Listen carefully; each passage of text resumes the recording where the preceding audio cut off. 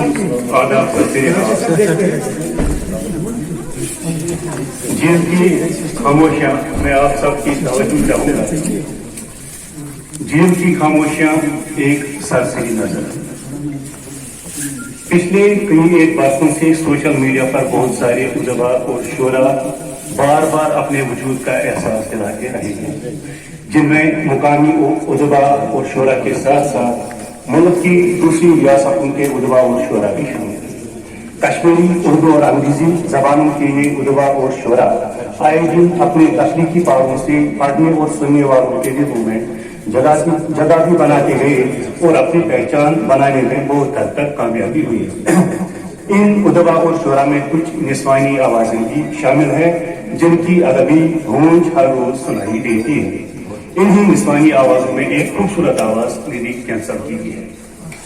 ندی کینسل نے اپنا شعری سفر کب شروع کیا، اسے کتا نظر جو کچھ شعری سرمایہ انہوں نے جمع کر کے ایک کتاب کی صورت میں کاری کے نظر کیا ہے، میں نے خالص اسی کے حوالے سے اپنے ٹوٹے پھوٹے خیالات سفید کرتاس پر اتارنے کی کوشش کی ہے. ندی کینسل کے اس شعری مجموعے کا نام جیل کی خاموشیاں ہے.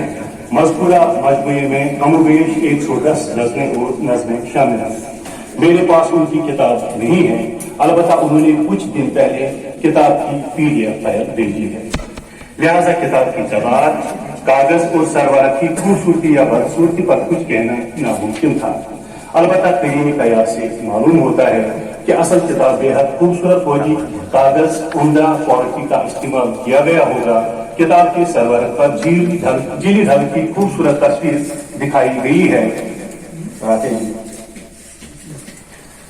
جو مجموعے کے عنوان کی صحیح ترجمانی کرتی ہوئی نظر آتی ہے. قاری کی صورت کے لیے شاعری رومن اور فارسی رسم الخط میں پیش کی گئی ہے، جو ایک اچھا طریقہ ہے تاکہ اردو سے نابلد لوگ بھی اس شاعری کو پڑھ اور سمجھ سکیں.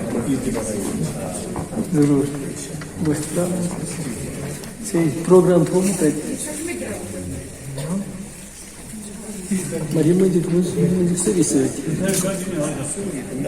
لیکن کتاب میں بہت ساری املائی غلطیاں بھی ہیں جو شاعری پر ایک بدنما داغ کے مسبب ہو گئی ہیں. ندی کینسل کی شاعری پڑھ کر جو تعصب پوری طور میرے ذہن میں ابھرنے لگا وہ یہ ہے کہ شاعرہ نے زندگی میں جو کچھ دیکھا، سہا اور جھیلا ہے، اس کا اظہار سیدھے اور راست طریقے سے کیا ہے. ان کی شاعری پڑھ کر مجھے اثر لکھنوی کے ایک شعر کا مصرع بے ساختہ یاد ہے. شاعری کیا ہے؟ دلی جذبات کا اظہار ہے. ندی کینسل کی بیشتر شاعری مذکورہ مصرے کی نمائندگی کرتی ہوئی نظر آتی ہے، یا یوں بھی کہیں کہ ان کی شاعری جذبات اور احساسات کا برملا اظہار ہے. ان کی شاعری درد، حسرت، یاس اور موہوم سی اداسی کا ایک حسین سنگم ہے. بقول شاعرہ دکھ درد بن کے رہ گئی عنوان غزل کے. ندی کا طرز تخاطب اور انداز بیان بالکل الگ ہے، گرچہ ان کی شاعری حالیہ دور کی اردو شاعری سے آنکھیں ملانے کی جرات نہیں کر سکتی اور نہیں وہ اوصاف اپنے اندر پیدا کر پائی ہے جن کی وجہ سے جدید شاعری قاری کو محظوظ بھی کر پائی ہے اور اس کی فکر کے دھریچے بھی کر چکی ہے. لیکن پھر بھی اتنا ضرور ہے کہ شاعرہ نے الفاظ کی جو بے جان سی تصویر کھینچی ہے وہ دیکھنے والے کو متاثر کیے بغیر نہیں چھوڑتی. شعری دنیا میں شاعرہ نے اپنی الگ پگڈنڈی بنائی ہے جس پر وہ تنہا چلتی ہے. ان کے شور اور لاشور سے جو کچھ ٹپکتا ہے پوری طور کاغذ کی زینت بن جاتا ہے. اختر الایمان نے ایک جگہ اپنی شاعری کے بارے میں لکھا ہے اور جو کچھ میں نے لکھا ہے وہ اس وقت تک نہیں لکھا جب ان تجربات اور محسوسات کی منزل سے گزر رہا تھا. انہیں اس وقت قلم بند کیا جب وہ تجربات اور محسوسات یادیں بن گئے تھے، جب ہر نشتر کے لگائے ہوئے زخم مندمل ہو گئے تھے، ہر طوفان گزر کر سطح ہموار ہو گئی تھی اور ہر رفتہ اور گزشتہ تجربات کی صدائی باز گشت مجھے یوں محسوس ہو رہی تھی جیسے میں ان سے وابستہ بھی ہوں اور نہیں بھی انگوٹ.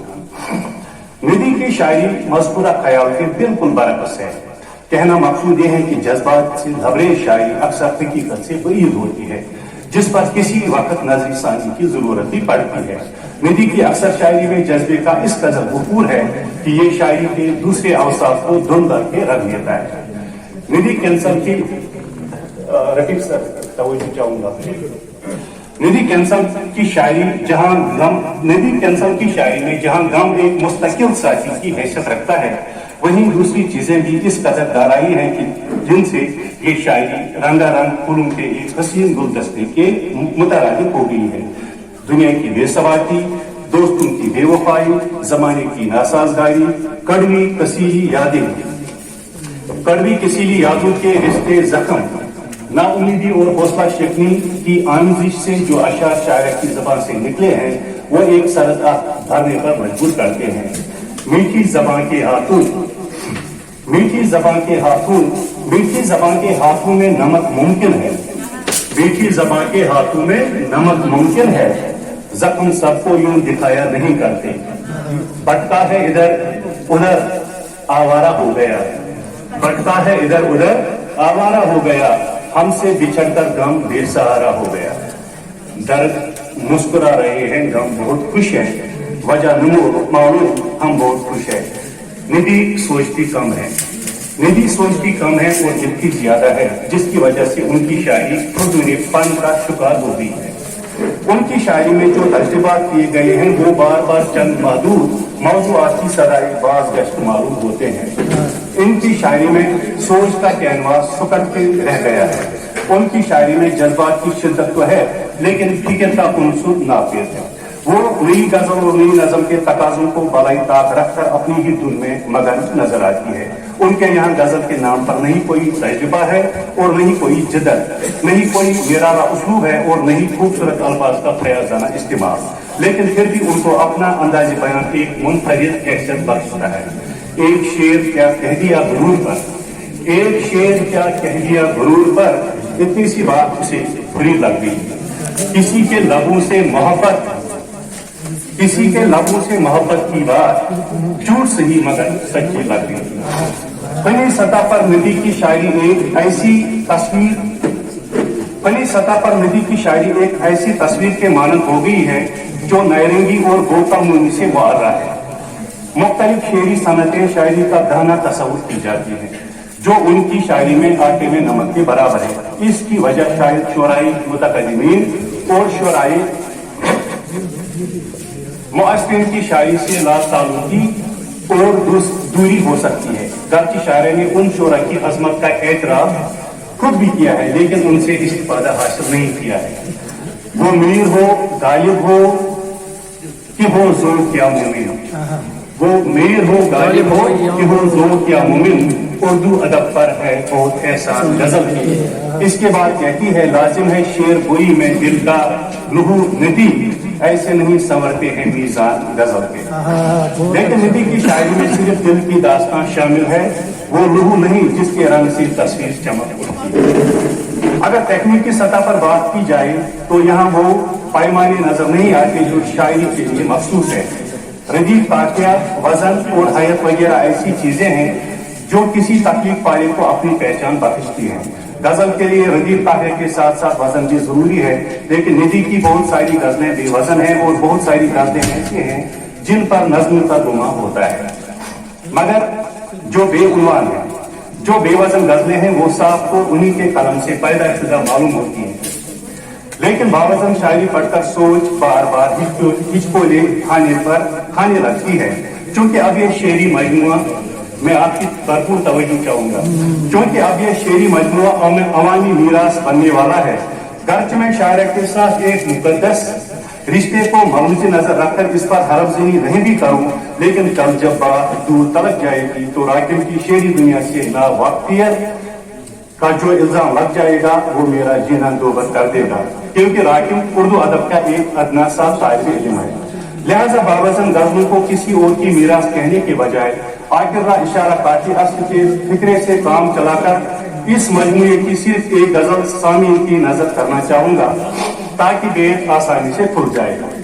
परखना मत, परखने में कोई अपना नहीं रहता। परखना मत, परखने में कोई अपना नहीं रहता।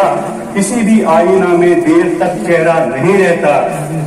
बड़े लोगों से मिलने में हमेशा फासला रखना, जहां दरिया समंदर से मिली दरिया नहीं रहता।